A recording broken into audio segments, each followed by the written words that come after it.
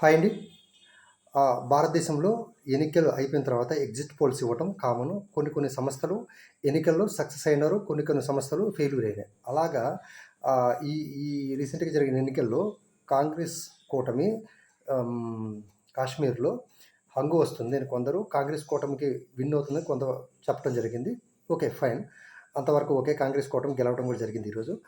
తర్వాత హర్యానాలో విషయానికొస్తే, హర్యానాలో కాంగ్రెస్ కూటమి క్లియర్ మెజారిటీ వస్తుందని అన్ని ఎగ్జిట్ పోల్స్ సంస్థలు కావచ్చు, భారతీయ జనతా పార్టీకి సంబంధించిన ఎగ్జిట్ పోల్స్ కూడా చెప్పడం జరిగింది. ఇందులో ఆశ్చర్యకర విషయం ఏంటంటే, కేకే సంస్థ, ఆంధ్రాకి చెందిన ఒక కేకే సంస్థ అక్యురేట్‌గా ఆంధ్రప్రదేశ్‌లో వైఎస్ఆర్ కాంగ్రెస్ పార్టీ ఓడిపోతుంది, ప్రతిపక్షం రాదని చెప్పిన కేకే సంస్థ అక్కడ దారుణంగా ఫెయిల్ అయింది.